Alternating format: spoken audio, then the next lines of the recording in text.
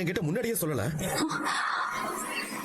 மயிலக்காவோட வாழ்க்கையை யோசிச்சு எங்களுக்கு தெரிஞ்ச விஷயத்த யார்கிட்டயும் சொல்லக்கூடாதுன்னு நானும் மீனாக்காவும் முடிவெடுத்தோம். அதனாலதான் உன்கிட்ட கூட சொல்லல. அக்காவுமே செந்தில் மாமா கிட்ட சொல்லல.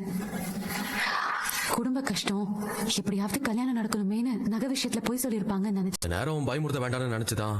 அட போடா, நீ வேற சொல்லியிருந்தா நாங்கள் உடனே வந்துருப்போம்டா. பரவாயில்லண்ணே. ஆனா கொஞ்ச நாள் அண்ணன் எதுவுமா இருக்குன்னு எனக்கும் தோணிக்கிட்டே இருந்துச்சு. கடையில் ஏதோ வேலை அதிகமா இருக்குன்னு சொல்லி நானே கற்பனை பண்ணிக்கிட்டேன். எப்படிடா இம்புட்டு வேதனை அண்ணன் மனசுக்குள்ளே வச்சுட்டு இருந்திருக்கு? ஆமாண்ணே, தெரியவே இல்லை. மீனா, நம்ம உடனே கிளம்புவோம். நீ கிளம்பி வா, போலாம் வா. சரிங்க, இருங்க இதோ வரேன்.